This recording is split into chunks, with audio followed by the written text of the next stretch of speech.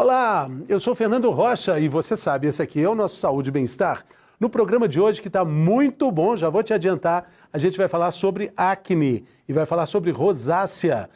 As doutoras Camila Jaconi e Kedma Caldeira Nassif vão explicar tudo sobre esses dois probleminhas chatos de pele, duas doenças de pele, as causas, os cuidados e também os tratamentos para evitar tudo isso.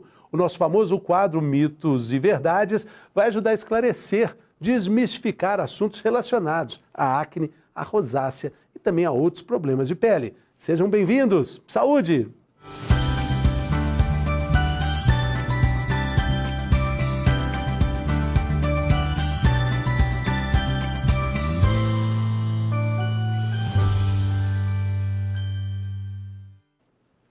Então vamos lá, não é? Muita gente chama de espinha. E geralmente essa questão está ligada à juventude, à adolescência, mas a acne é uma doença muito comum e pode aparecer, na verdade, em qualquer idade e em qualquer um. Nesse primeiro bloco, a gente conversa com a dermatologista doutora Camila Jaconi. Ela vai falar sobre a acne e vamos também saber se a espinha é uma doença simples ou se pode ser um alerta importante para outros problemas. Seja bem-vinda, doutora, tudo bem? Tudo bem, Fernando. Obrigada. Hoje nós vamos falar então sobre a acne, né? Que é uma doença tão prevalente, né? Prevalente, né? Ela pode ser também a indicação de outros problemas importantes relacionados à saúde como um todo? Sim, pode ser relacionado com alterações hormonais, ou até mesmo com o estresse, ou talvez algum produto de uso inadequado, por exemplo, muito creme acaba dando acne também. Então, pode ter alguns fatores associados, e até a alimentação inadequada. Aí a gente logo pensa no chocolate, né? Também. O chocolate pega uma culpa tremenda por causa da acne. Ele é culpado de tudo isso aí sozinho? Não só o chocolate com açúcar, ele é culpado sim, porque o açúcar contribui para a formação da acne. E também o leite. Então, o leite, ele contribui para o processo autoinflamatório. Então, ele contribui para a formação da acne. Assim, não é uma comprovação científica tão divulgada, mas o leite e o excesso de açúcares podem contribuir para a formação da acne. Interessante, né? Porque o leite até não dividia muito essa culpa com o chocolate, né? Exato. E o chocolate, coitadinho, não é ele, é o açúcar. A gordura também do chocolate pode contribuir, mas o grande problema mesmo vai ser o chocolate que não é amargo, o chocolate ao leite, o chocolate branco, que tem mais quantidade de açúcar ao invés mesmo do chocolate. Porque aquele chocolate mesmo, aquele tradicional que a gente compra, que é até o mais barato também, de chocolate mesmo, de cacau, ele... Tem só um pouquinho. Ele tem uma manteiga, às vezes nem tem, né? Às vezes nem tem, né? E aí esse sim, ele tem mais, pode causar mais. Esse sim causa, né?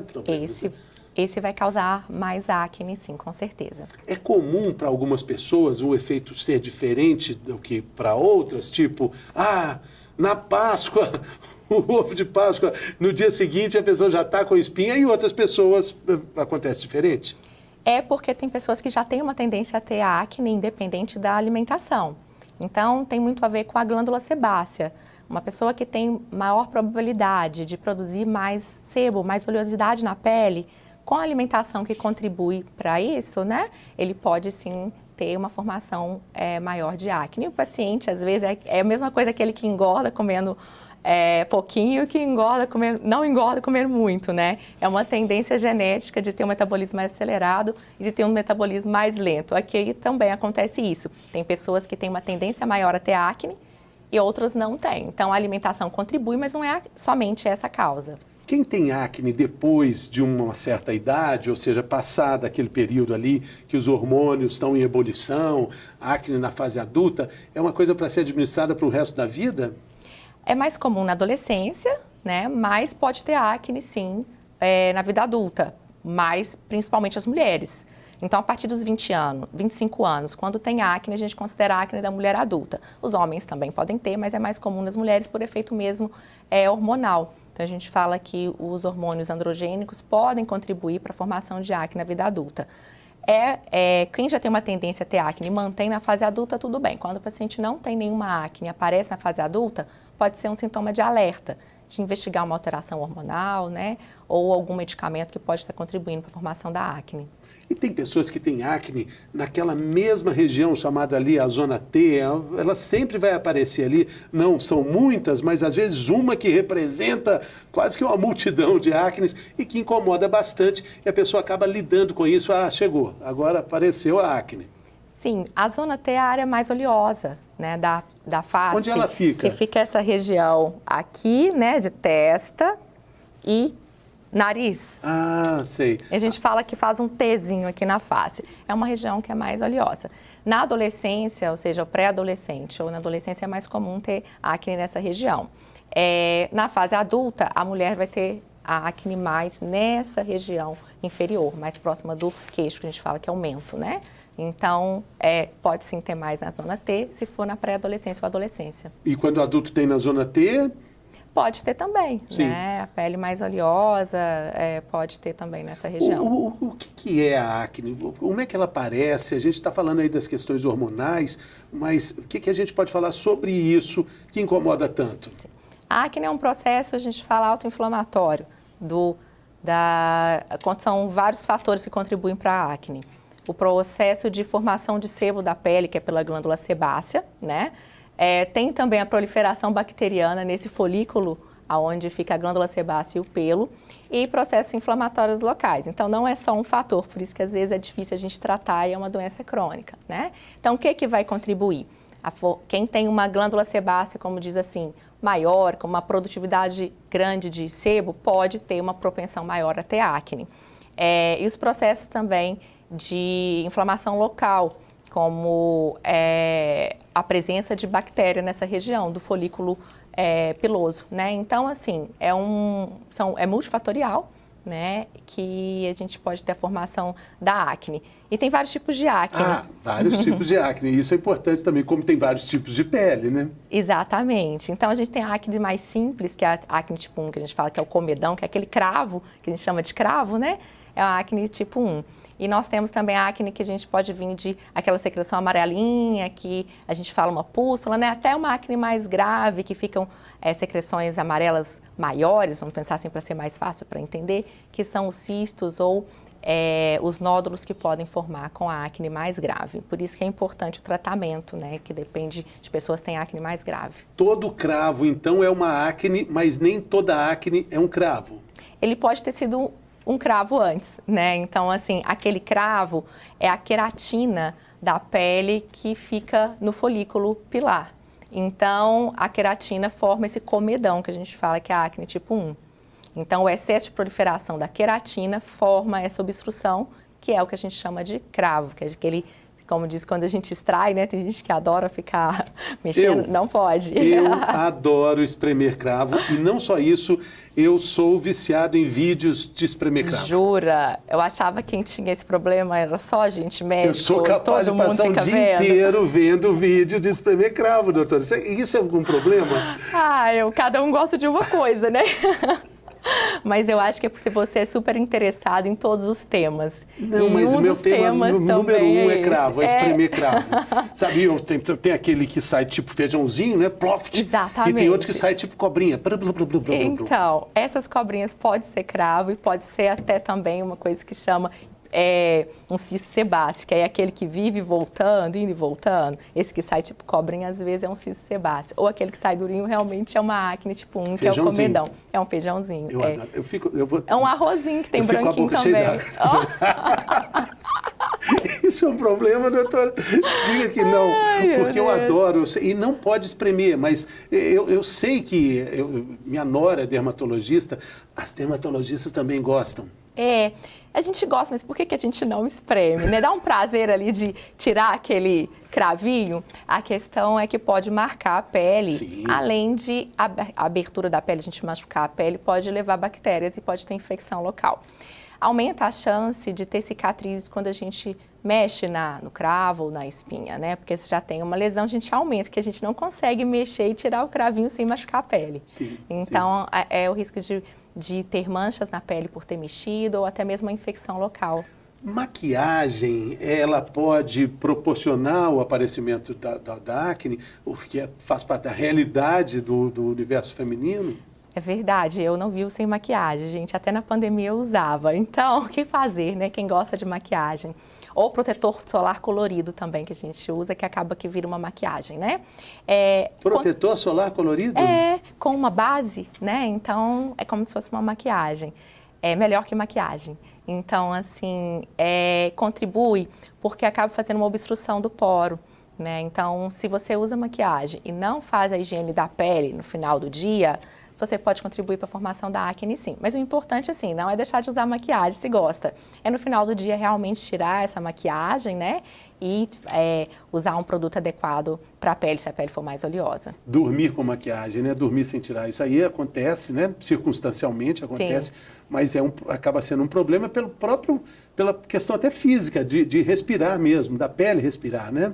Exato, a maquiagem é um produto químico, né? E a gente às vezes pode usar outros produtos como sombra, rímel, então eu acho que não é tão bom a gente ficar com produtos químicos na pele o tempo inteiro. O ideal é realmente à noite a gente tirar a maquiagem e passar um produto às vezes mais suave só para hidratar mesmo. Agora, com relação ao uso da máscara, quando a senhora chegou aqui eu perguntei, né, se com a pandemia isso acabou aumentando a prevalência de acne em decorrência da máscara. Tem máscara de todo jeito, né? Tem máscara é de tecido, tem máscara sintética, tem máscaras que prendem mais, aliás, são as que são mais eficientes, né? Exato. As máscaras podem contribuir em dois aspectos. Fica mais abafado, então a pele fica mais oleosa, sem transpirar, transpira, mas fica retido ali aquele suor, né? Apesar que o suor não tem a ver com a acne, mas acho que fica mais abafado. E nem só isso, a gente conversa, a bactéria fica retida ali, né, na máscara e acaba ficando na nossa pele, o que propicia as infecções no folículo pilar, que é uma das causas da acne, né? Então, mais bactéria naquela região, ao invés da gente, como diz, conversar e expelir para o ambiente, fica retido na nossa pele. Então, isso contribui para a formação da acne. E aí? Como é que vamos fazer? Porque tem que usar máscara. Aliás, a gente, no momento da gravação do programa aqui, a gente está vivendo um dilema da recomendação, da continuação do uso da máscara, sim, em lugares fechados. Eu já falei algumas vezes, lá em São Paulo, aqui em Belo Horizonte também, transporte público é obrigatório, enfim, a gente vai conviver com máscara durante muito tempo e assim se espera, né? Com certeza que as pessoas tenham a consciência de realmente fazer o uso da máscara. Da mesma forma que a maquiagem, quem gosta, não é deixar de usar, é uma questão de estética, a máscara é uma questão de saúde, é muito mais importante nós usarmos a máscara. Por isso que a gente tem um médico para poder consultar e orientar no sentido de qual produto vai ser mais adequado para reduzir essa formação de acne para quem tem uma tendência. Né? Então, assim, um sabonete adequado para poder você fazer uso em casa se a pele está ficando mais oleosa, né? Géis, ácidos que podem contribuir para ajudar na redução dessa acne. Então, o importante mesmo é cuidar da pele se tiver acne. Então, é de fácil tratamento. Agora, quando a gente fala de tratamento, alguns tratamentos são muito radicais e envolvem até problemas ligados que podem afetar até a gravidez. Tem tratamentos muito radicais quando a gente fala de um tratamento mais agressivo para uma acne que, consequentemente, também é mais agressiva, né, doutora? Exato.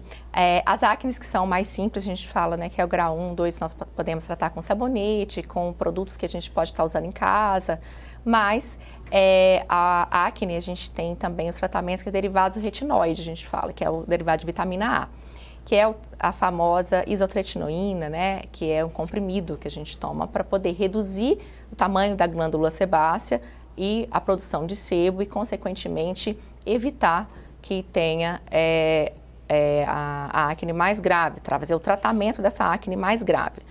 Ou casos de acne que são mais simples, acnes que não têm uma boa resposta com os tratamentos de sabonete, géis e tudo. Então, qual que é o grande problema?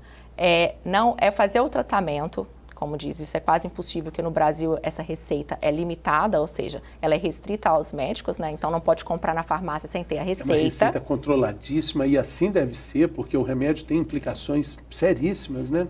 O grande problema é a mulher na idade fértil, usar essa medicação sem anticoncepção.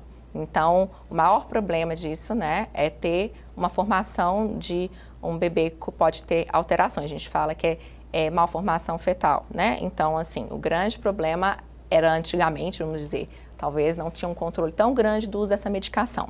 Mas essa medicação é um uso muito seguro, mas tem que ter orientação médica. De estar fazendo uso da anticoncepção, ou seja, tomar o medicamento ou fazer anticoncepção, por exemplo, por UDIL, né, que não vai estar engravidando durante o período do tratamento e mais até 2 meses. E também fazer exames regulares. Então, a medicação é de uso muito seguro e tem uma boa resposta, porque hoje a gente sabe a dosagem adequada para cada paciente, tem como controlar com o exame se tem alguma alteração, por exemplo, pode alterar a glicose, colesterol, mas pouquíssimas pessoas têm essa alteração. Então, assim, é só mesmo fazer o acompanhamento. É uma medicação segura, tanto para o homem, tanto para a mulher, mas tem que fazer acompanhamento e tem respostas muito boas para a redução da acne. Então, eu acho que apesar de ter essa contraindicação, né, de mulher em idade fértil quiser engravidar não pode usar esse tratamento, para quem tem uma acne grave, a resposta é muito boa, então vale a pena sim fazer o acompanhamento para diminuir, né, essa questão da alteração da autoestima por ter uma pele com tanta acne. Tudo é negociado, né? Tudo aliás, o remédio é essa negociação dos prós e contras, como a vida é, né? Exato. A própria vida é, né? Agora, o mais interessante é que tem acne que a gente é obrigado quase a usar uma medicação como essa, que é a isotretinoína. Por quê? Porque tem acnes que são graves. Então, tem acne que pode ter, como diz, cistos na pele, que são parecendo umas bolinhas com secreções, né? Então, assim, isso é doloroso, pode levar a um quadro inflamatório maior e gerar até cicatrizes na face. E se a gente coloca aí a composição da máscara de uso diário, a gente está colocando mais um problema nesse diagnóstico, né? Sim. É verdade. E nesses casos graves, essa medicação é indicada. E não só nesses casos graves. O paciente que tem uma pele muito oleosa, vamos pensar um homem, que às vezes tem reuniões, a pele fica muito oleosa, em dosagem baixa, a medicação é muito bem indicada, até no caso mais simples de acne.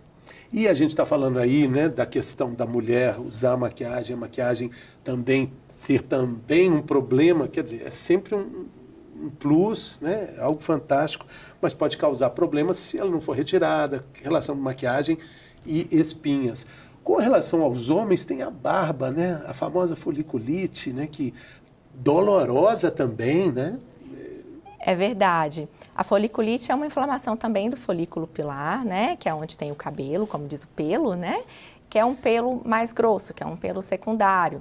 E essa inflamação, que às vezes tem proliferação de bactéria nessa região, ou até fúngica, parece muito com a acne. Exatamente. Né? No segundo bloco, a gente vai falar também sobre rosácea, que também pode parecer, né? Pode parecer, né?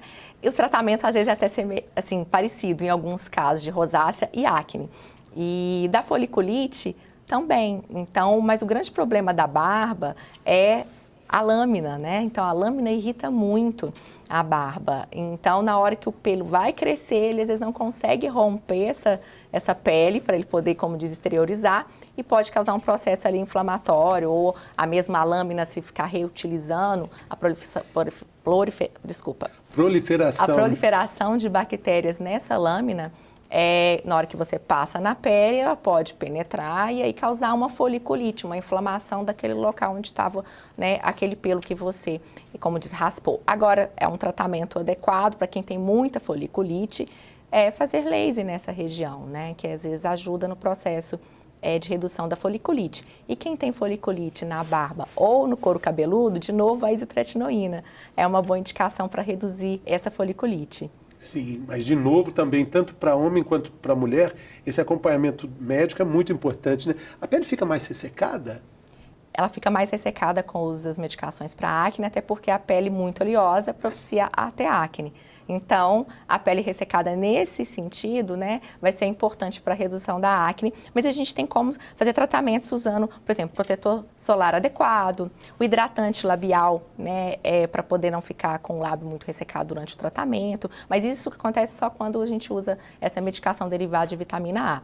Nos géis e sabonetes é muito tranquilo o tratamento e não é incômodo esse ressecamento da pele, não. Na realidade, às vezes nem há o ressecamento, só a mesma redução da oleosidade da pele. A gente já viu que não é para espremer espinha, não é para espremer cravo, né? Mas existem várias receitas para depois da espinha espremida, né? Tentar secar ali, resolver. Nenhuma dessas receitas caseiras é recomendada. Estou falando, por exemplo, da pasta de dente, dos remedinhos que vendem em farmácia para secar ali a espinha rapidamente. Tem alguma dica nesse sentido? A pasta de dente a gente não indica, mas esses remédios vendidos em farmácia é muito indicado, tanto é que nós prescrevemos muitas vezes, né, por exemplo, o ácido salicílico, o ácido azelaico e outras substâncias que contribuem para a redução da acne, e não só para poder passar quando você espremeu. O ideal é você usar essas substâncias para não ter acne e você não ter a vontade de espremer. É fazer o tratamento preventivo, né, e não para tratar ali a acne depois que você já mexeu, porque é risco de infecção e de cicatriz na pele. No consultório, a senhora ouve muitos relatos assim de pessoas que, meu Deus, deu errado, exprimi. Porque tem aquela história, tem que tirar o carnegão, esse nome existe? O que é de fato com relação o que acontece de fato quando a gente espreme ali, que não pode espremer, mas tem que sair o carnegão? O que acontece? Tem pessoas que vão fazer, às vezes, uma expressão, né? E vai realmente tirar só o comedão, que é escravo. Tem pessoas que vão arrancar realmente a pele e vão chegar lá com manchas. Eu estou falando carnegão, mas é comedão. É o comedão. E assim, às vezes o paciente acha que está tirando o cravo, mas ele está removendo pele junto. Ele fere a pele na hora que vai espremer, principalmente as mulheres que têm unha maior, né? E aí depois colocam a pasta de dente. Antigamente colocava o dentifrício. Agora é pasta de dente. Exato. E aí vai manchar a pele, né? A chance é de manchar a pele. Aí o mais engraçado é que se você pergunta, você espreme, a gente fala, não, de forma alguma, mas tá lá com cicatriz, com mancha, fala, tem certeza? Não, eu espremo às vezes. Tem um mantra querido da minha queridíssima doutora Márcia Porcelli, doutora Denise Steiner também, que fala, tudo que fica vermelho, depois do sol fica marrom. Exato. É mais difícil tirar, né? Gente, mancha é um tratamento muito difícil de tratamento, né? Então, assim, tem peles que são mais propensas a ter manchas. Então, a pele mais morena mancha com mais facilidade. Tanto é que, às vezes, uma picada de inseto não fica uma manchinha. Então, imagina você machucar a pele para espremer uma acne, né? Então, às vezes, realmente vai criar um problema, porque a acne é de tratamento fácil, vamos pensar, né? Alguns meses, é um tratamento prolongado, mas é um tratamento fácil, tem tratamento. A mancha ou a cicatriz que pode criar com essa expressão, às vezes não vai ter esse tratamento. Então, vai criar um problema aí maior, né? Por falar em tratamento, por falar em o que pode e o que não pode, quando o assunto é acne, cravos, espinhas, a gente tem um quadro que chama Mitos e Verdades, e aí dentro da sua vivência clínica, doutora, você me diz, verdade? Não, isso é mito. Ou isso tá aí, pode ficar no mais ou menos também. Vamos ver o que é fake news. Isso, vamos lá.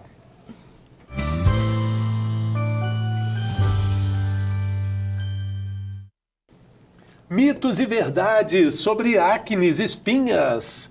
Essa parte é muito boa. Doutora Camila Jaconi, dermatologista de BH. A senhora é de BH mesmo? Eu sou de Belo Horizonte. Maravilha, mesmo. Hein? Felicidade. Na verdade, eu sou de Contagem, que é aqui do lado. Contagem, que recebe também o sinal do nosso canal Viver Brasil. Contagem. Maravilha.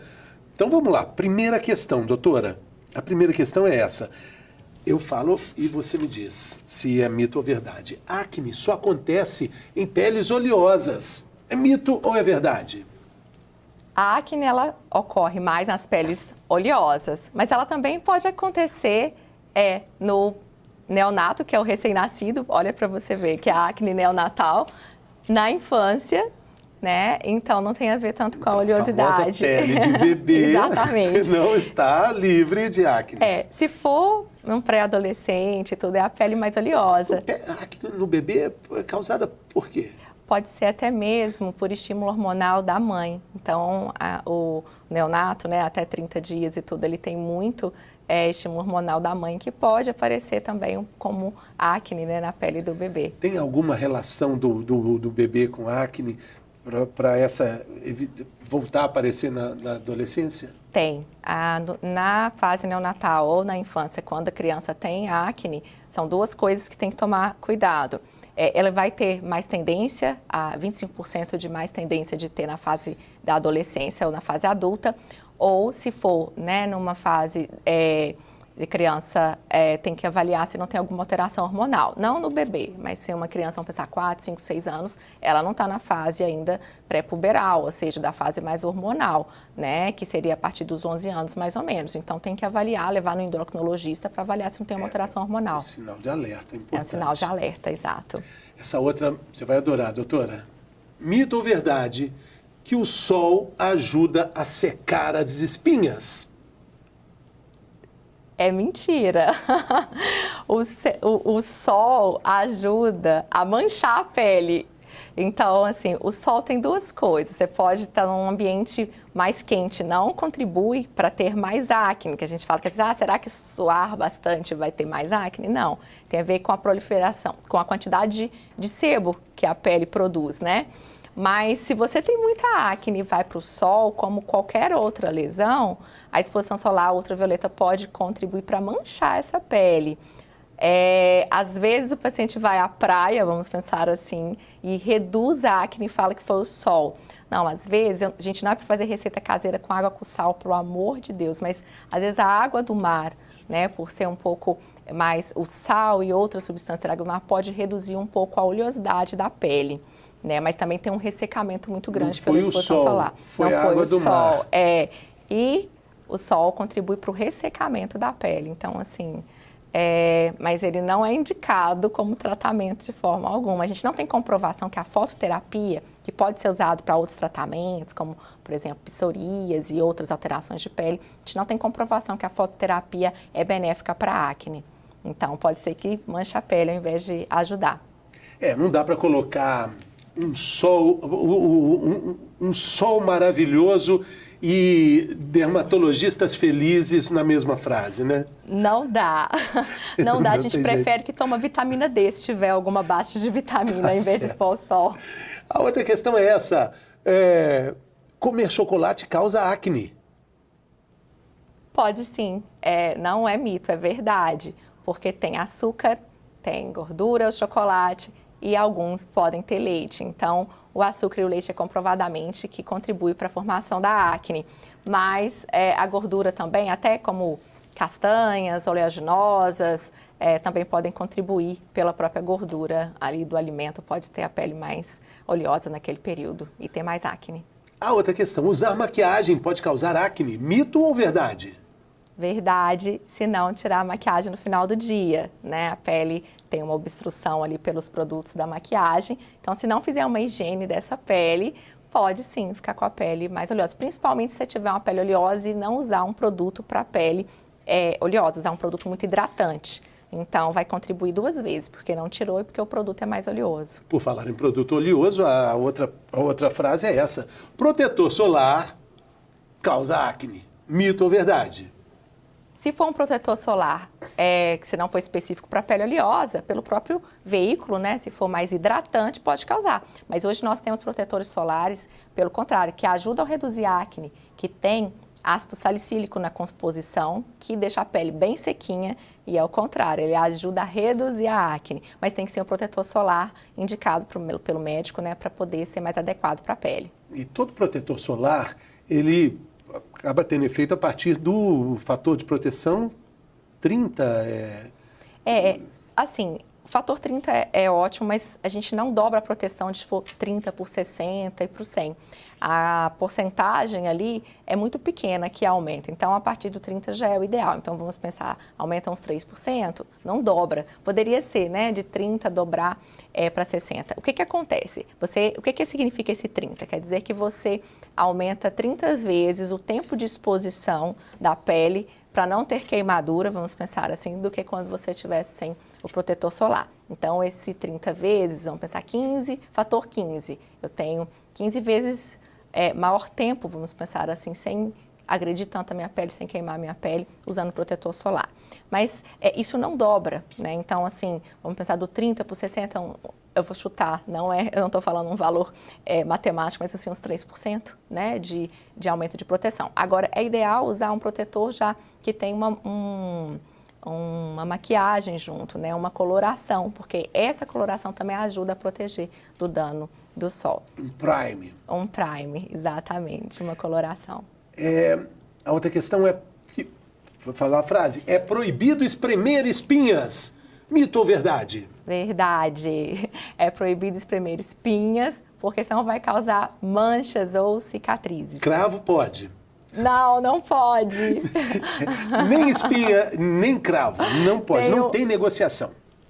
Não, porque se tiver indicação de fazer, às vezes, uma limpeza de pele, se tiver muito cravo, o médico vai indicar para ir num profissional para poder fazer essa limpeza de pele.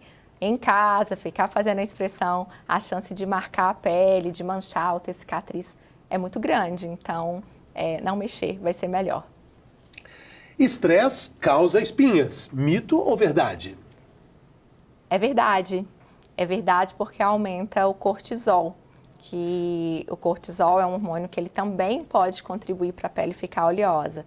Não só isso, pode também ter alterações pelo estresse, os hormônios androgênicos. E aí, sim, pode sim contribuir para aumento do sebo e aumento da oleosidade da pele, e, consequentemente, a acne. Acne é hereditária. Mito ou verdade?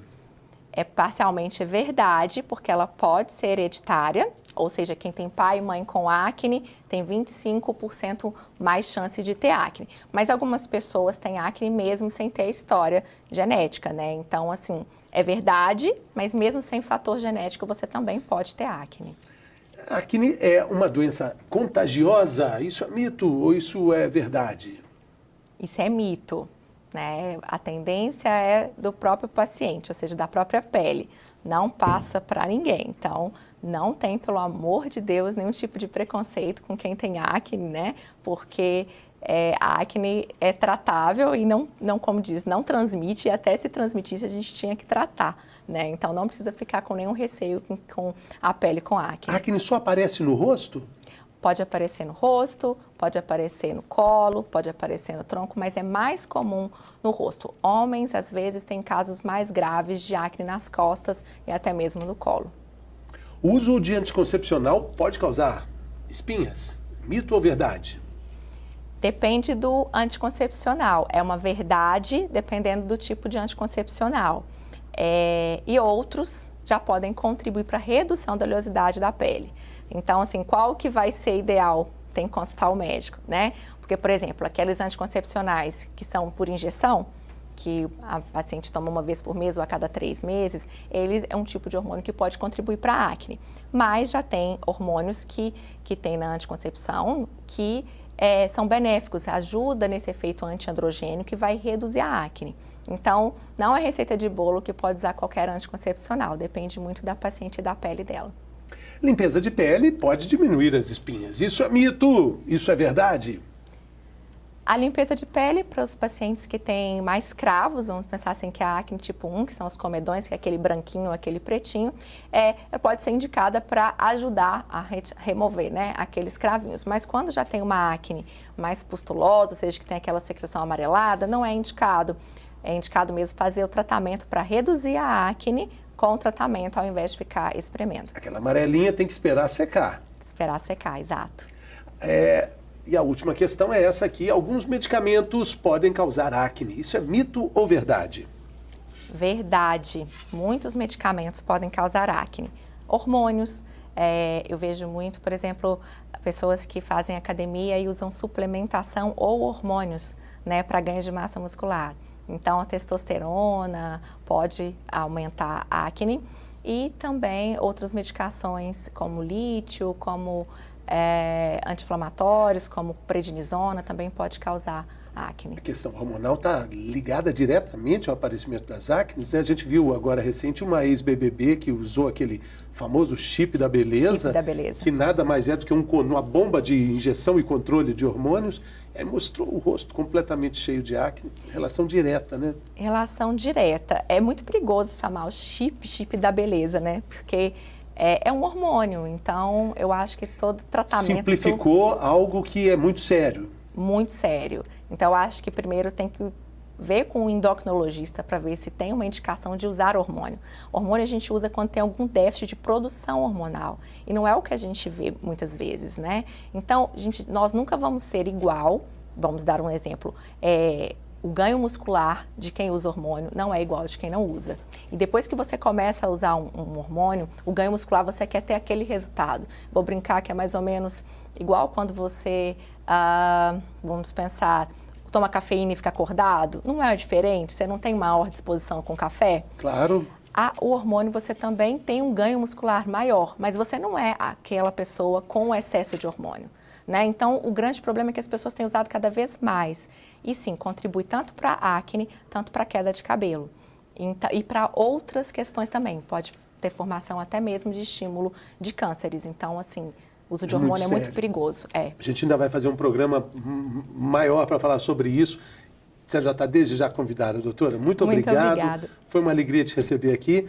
A gente vai fazer um rápido intervalo, depois a gente volta. Vamos continuar falando agora sobre rosácea e também outros problemas sobre pele. O programa está ótimo. A gente volta daqui a pouco.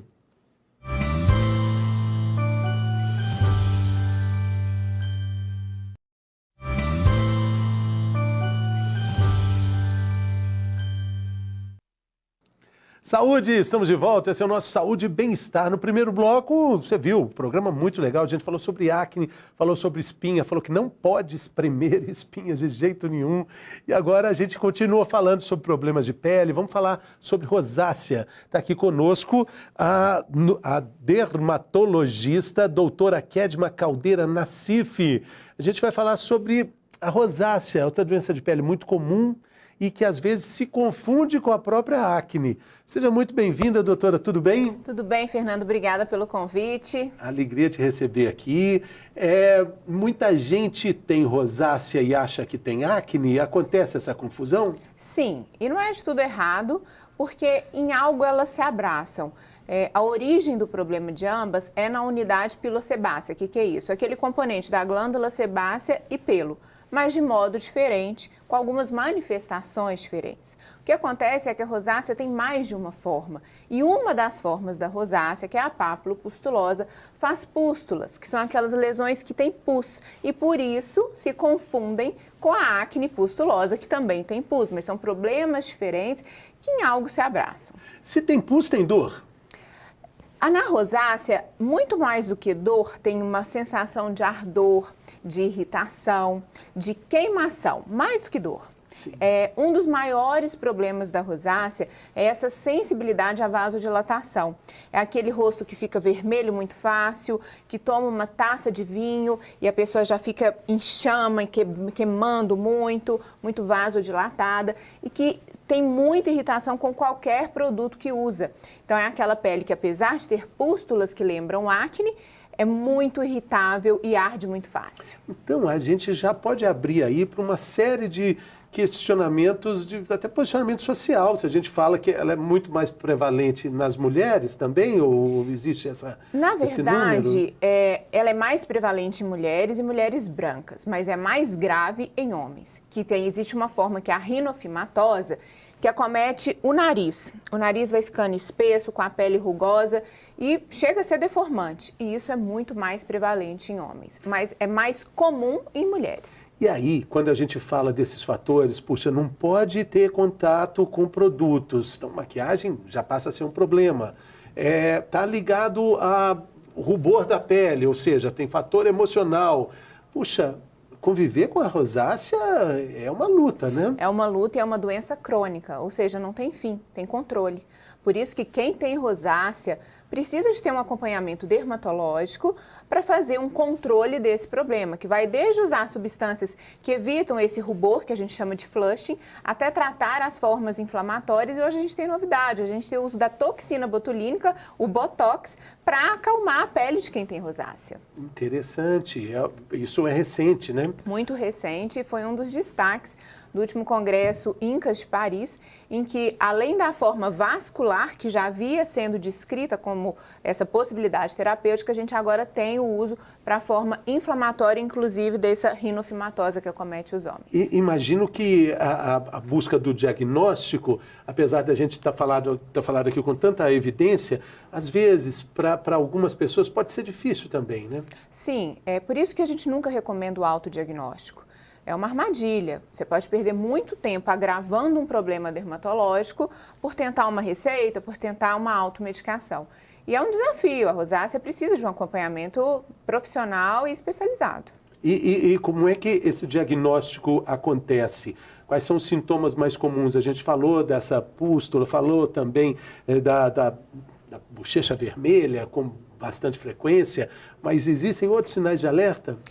Os principais vão ser essa vasodilatação aos mínimos gatilhos, calor e bebidas alcoólicas são os principais, mas alguns alimentos, fruta cítrica, pimenta, condimento e essas formas inflamatórias que têm uma predileção por acometer a área mais centrofacial do rosto, porque é mais rica em glândula sebácea. A zona T? A zona T, só que não tem comedo. Diferente da acne, que tem aqueles cravos, rosácea não é marcada por comedo nem oleosidade, é marcada por vermelhidão e irritação.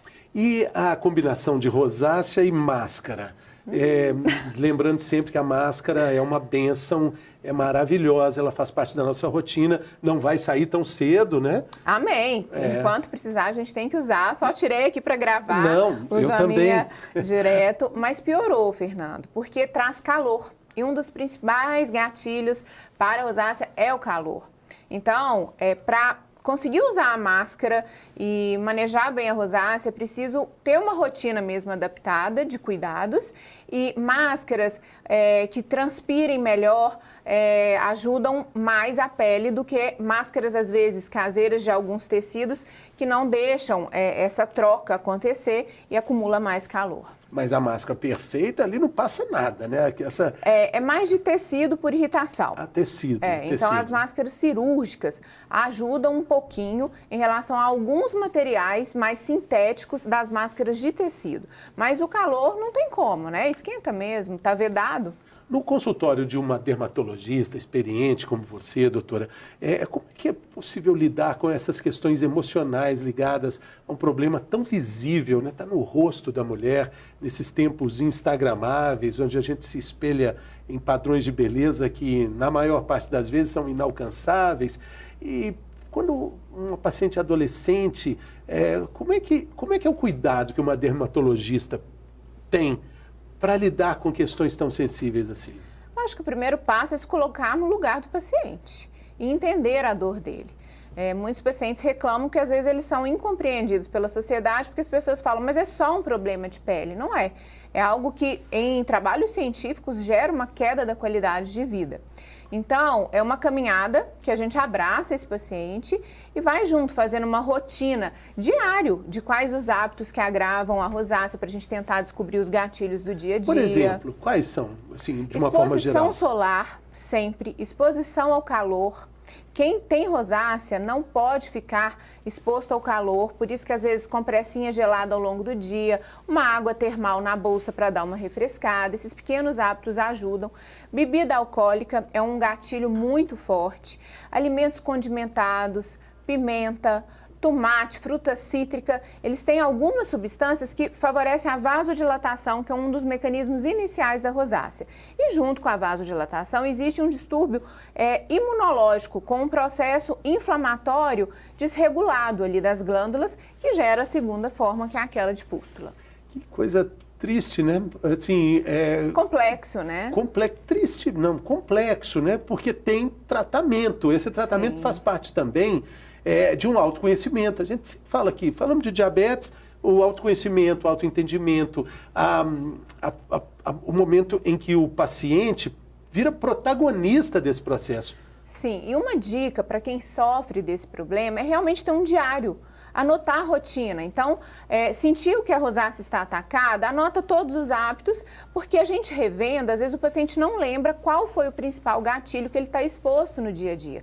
Mas ele anotando, fiz isso e piorou, quando a gente vem em consulta, a gente consegue delinear quais aqueles fatores que pioram o problema daquela pessoa e melhorar a qualidade de vida dela. Quando, na verdade, o médico já tem uma ideia, né? Ele já sabe, mas às vezes né? o paciente ele não repara nessas exposições diárias. E aí quando você pergunta, ele fala, não, eu não faço. Mas aí ele vai falar para você, por exemplo, eu não tomo sol, porque ele considera tomar sol ficar exposto diretamente para se bronzear. Mas ele esquece daquela hora que ele leva o filho na escola, que o carro está muito quente, que está congestionado e que ali tem uma alta temperatura. Então a gente consegue fazer algumas dicas de colocar ou compressinha gelada antes de dirigir, colocar no carro para esfriar o rosto, ou uma água termal, ou o uso do ar-condicionado. Então a gente consegue ir manejando isso, não é mais prático para o paciente. E tem as combinações também que acabam complicando, tipo rosácea com acne, rosácea com foliculite. Sim, doença não lê livro, né? Então ela não vem uma só, às vezes vem um kit e a gente tem que ir melhorando aquilo ali. Agora, a faixa etária da rosácea é um pouquinho diferente da acne. Existe a acne da mulher adulta? Existe, mas a maior prevalência de acne é em adolescentes e a maior prevalência de rosácea é entre adultos. Então isso diferencia um pouquinho as populações atacadas pelo problema. Tá, e aí, no caso, a gente falou da acne, com medicamentos, falamos até com muito cuidado, de medicamentos que necessitam de uma atenção muito... Ele tem uma eficiência comprovada, sim, mas que precisa de muita atenção por parte do médico, da médica dermatologista, né?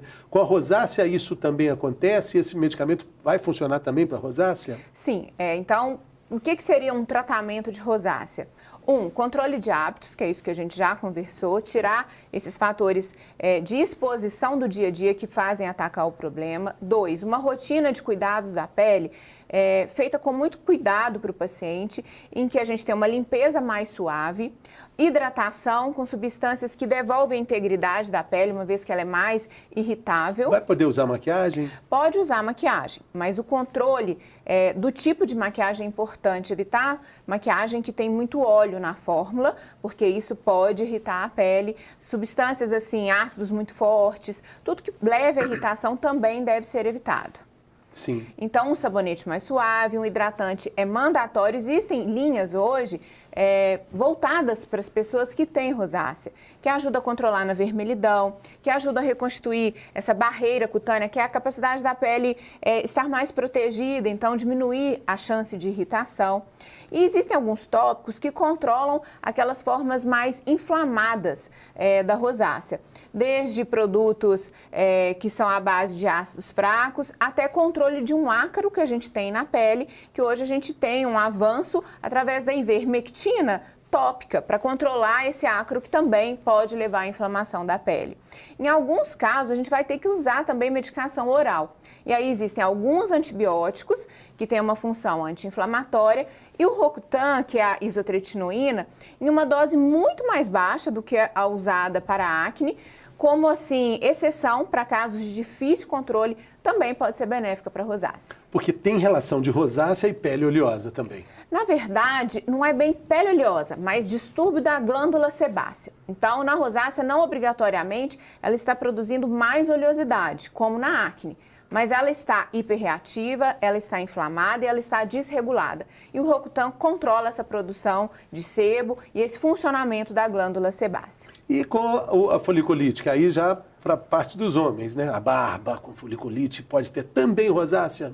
Pode ter associado, mas a foliculite e a rosácea não fazem parte do mesmo espectro clínico, são coisas que associam. Então, muito comum na foliculite do homem, principalmente a foliculite relacionada à barba, é a presença de bactérias na pele, que acontecem na pele de todo mundo, que ao barbear faz pequenos traumas, pequenos cortes e gera aquela inflamação ao redor do pelo. Então, isso pode complicar um quadro de rosácea. Mas a rosácea em si, nos homens, não se manifesta basicamente com foliculite. Por outro lado, você disse aqui, doutora, ela tem uma prevalência no nariz, aquela imagem, né? O nariz vai ficando... Batata. Famoso nariz de batata. Inclusive, em até literatura não médica, é descrito sempre aquele personagem, o bêbado que fica vermelho e tem o nariz inchado. E isso já foi em alguns trabalhos relacionados até com a possibilidade de serem homens que têm rosácea. Então, tem o flushing com a bebida alcoólica e aquele nariz alargado por causa dessa forma rinofimatosa. Até em literatura isso é visto. Interessante mesmo, marinheiro. Sim, né? coitado, é culpado de bêbado e nariz inchado, mas é uma forma rinofimatosa. É aquela cara bem característica, assim. Então, a relação de bebida alcoólica e rosácea, aí sim, ela é bem real. Vários pontos de contato. Sim, é real, porque o álcool é um vasodilatador. E aí ele vai proporcionar o desenvolvimento da rosácea no homem e aquele nariz e proeminente. O agravamento. Inclusive, existe uma forma de rosácea ocular. Muitos pacientes que têm rosácea não sabem desse fato. Então, para muitos pacientes que têm rosácea, um acompanhamento com o oftalmologista, ele é necessário. Queixas como olho seco, como descamação perto dos cílios, calásio, ordelo, podem ser manifestações da rosácea ocular. Interessantíssimo isso. Olha, então, rosácea com também ligação ao trabalho do oftalmologista. Sim. E eu sempre gosto de exaltar aqui a importância do exame de fundo de olho, a visita ao oftalmologista, não só para corrigir o grau, mas essa regularidade do fundo de olho. Acho que o oftalmologista pode dar pistas importantes para o dermato, né? Sim, eu acho que as especialidades se abraçam e aqui o que fica mais assim visível é a importância de você ter um médico de confiança que vai também te encaminhar para um colega quando houver uma suspeita, quando for necessário um auxílio diagnóstico de uma manifestação que é vista em outra especialidade. É importante, gente, ir ao médico, não dá para ficar fugindo do médico, não. Não dá para fugir do médico, isso é muito importante. Mas, doutora, os homens vão menos aos médicos, vão menos aos consultórios, né? Bom. Tem aquela cena clássica que os urologistas gostam de dizer que no consultório do urologista, do urologista, tem sempre uma mulher ali meio que empurrando o marido para fazer a consulta. No consultório da ginecologista, não tem nenhum homem que vai acompanhar a mulher para dar força ali na hora da consulta, porque já é natural da vida dela, né? É verdade. A maior parte dos meus pacientes, sempre que chega à clínica, eu pergunto, e aí, qual que é o motivo da consulta, o que está te incomodando? Não, na verdade, minha esposa me mandou vir. Isso vem mudando, mas ainda existe essa necessidade de conscientização também do público masculino. Claro, claro, principalmente para consultas dermatológicas, porque aí a gente está falando até de prevenção de câncer de pele. Com certeza, que deve ser feito um check-up anual da pele para esse fim. Uma mancha na parte das costas pode não ser identificada, porque é algo que a gente alcança com o olhar e é preciso ter esse olhar clínico, né, doutora? Falando em câncer de pele, tem ligação de rosácea com evolução para câncer de pele? Na verdade, não existe um risco aumentado da rosácea virar um câncer de pele. Mas, de modo interessante, algumas lesões que os pacientes acham que é uma acne, que nunca cicatriza, pode ser uma ferida de câncer de pele, que é autodiagnosticada como uma lesão de acne que não cura. Então, lesão que não cicatriza, ferida que não evolui para a cura, deve ser investigada sim. A gente está falando de rosácea, falando sobre a questão da hereditariedade. Ela existe, né? Ela é mais comum do que a gente pensa. Existe um componente genético e em gêmeos idênticos existe até uma manifestação com igual prevalência entre os dois gêmeos. Então, existe um componente genético, ainda que não seja exclusivamente genético. E vai aparecer lá depois da adolescência? Lá pela idade adulta. A idade média de aparecimento da rosácea é 30, 40 anos, com a média maior acontecendo aos 48. E muitas vezes a pessoa acaba trazendo aquela particularidade que está no rosto, é muito evidente, para a própria personalidade dela, né? Fica com vergonha fácil, né? Também se mistura a parte de saúde social e mental com a própria doença de pele? Com certeza, e como a gente está batendo um papo sobre rosácea e teve também sobre acne, é interessante que quando a isotretinoína surgiu, depois de um tempo, ela ficou relacionada ao risco de suicídio por parte dos pacientes que a usaram. E isso hoje está caindo por terra e foi visto que, na verdade, quem tem distúrbios crônicos e desfigurantes da pele, como uma acne muito grave, tem uma tendência maior a risco de suicídio. Então, para a gente entender como essas doenças que estão no rosto e desfiguram têm um componente psíquico muito importante. Interessantíssimo. A pele é o nosso maior órgão.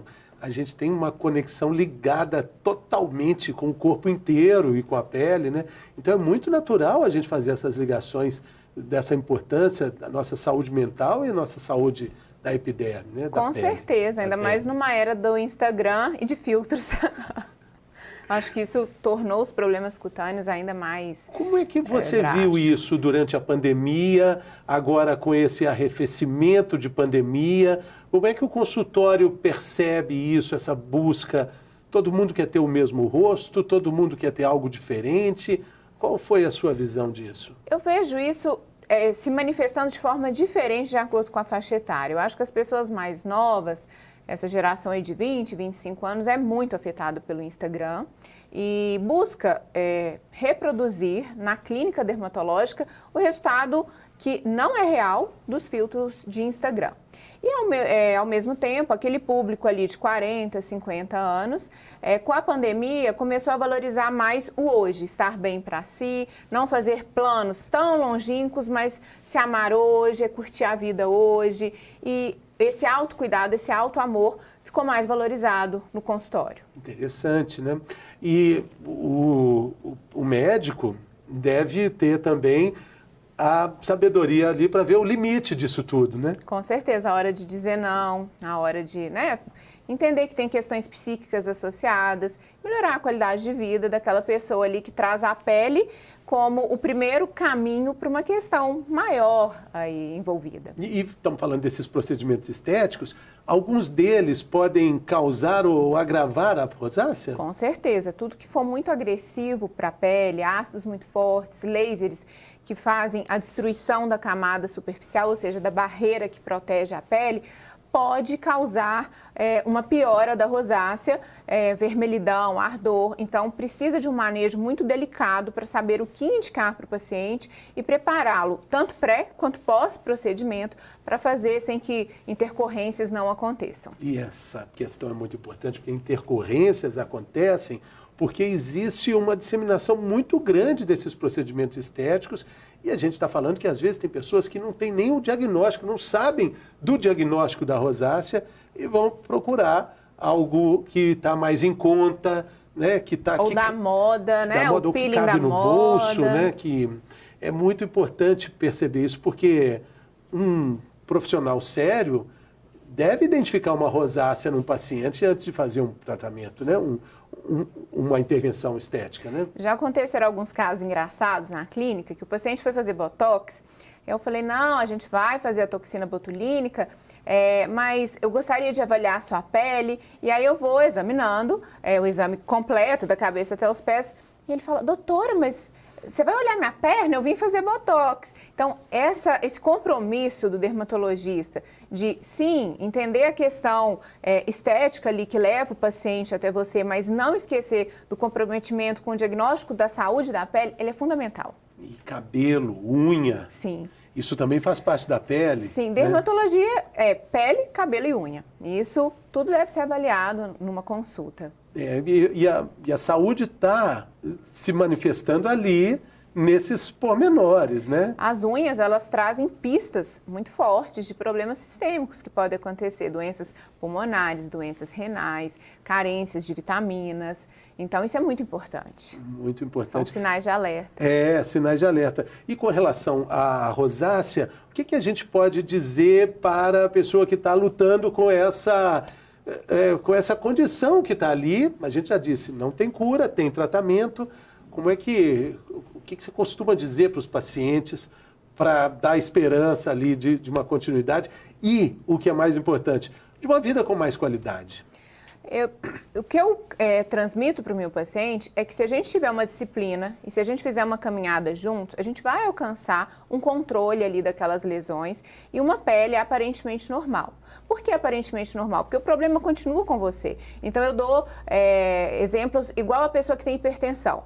Você controla a hipertensão, mas se você for no final de semana e comer um churrasco, uma carne muito salgada, provavelmente na segunda-feira a sua pressão vai subir.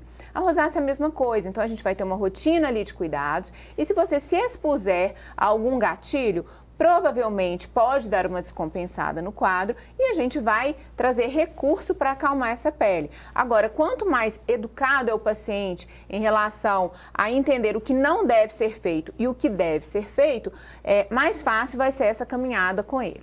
Mais fácil vai ser a vida, desde que o paciente tome as rédeas desse caminho, né? Com certeza. Doutora, bom, quero agradecer muito aqui a sua participação, foi maravilhosa a participação e esclarecedora para tantas pessoas que têm esse problema e também familiares, porque essa é uma caminhada que deve ser feita também com a família, né? Com certeza, ainda mais que tem componente aí de hereditariedade, geralmente vem em kit na família. A família vem junto? Assim, geralmente tem mãe e filho com rosácea, então assim, pacientes de 40 anos com a mãe ali por 60, 70 anos, falam, igualzinho a mim, eu também sofria do mesmo jeito. Então esse componente mas aí familiar. Também chega uma hora que ela para, né? A rosácea para. Nem sempre, Fernando. Nem sempre. Assim, tem pessoas que com o envelhecer melhoram, mas tem pessoas que não têm essa curva assim de melhora natural, não. E para a gente terminar, com relação à hereditariedade, então uma mãe que tem rosácea, a filha está ali começando a adolescência, ela já pode tomar algumas providências de profilaxia, né? Na verdade, se você tiver de ter a rosácea, não existe um tratamento que vai evitar completamente o surgimento dessa rosácea, mas existem hábitos que podem evitar isso. Então, a mãe que tem rosácea vê a filha adolescente tomando sol, tira do sol. A luz ultravioleta, o sol é um dos gatilhos para aumentar a formação de vasos e fazer com que aquela tendência genética se manifeste até mais cedo. Bons hábitos. Isso é uma coisa que tem que vir de pai para filho e deve ser muito bem orientado em casa. Mas uma mãe dermatologista que vê a filha tomando sol vai tirar do sol de qualquer jeito, tenha ela rosácea ou não, né, doutora? Exatamente. Minha filha, saia daí agora, né? Doutora, muito obrigado. Volte Eu que agradeço. Sempre. Valeu. Saúde e Bem-Estar vai ficando por aqui. Convite para você acompanhar nossa programação pelo canal do YouTube. Lá você tem toda a programação, você volta, perdeu uma parte, quer acompanhar com mais atenção outra parte, você pode fazer tudo isso aí, também compartilhar o conteúdo para quem você acha que vai utilizar bem essa informação. Interaja conosco também pelas redes sociais, mande sua mensagem por aí que a gente recebe por aqui. Até a próxima. Saúde!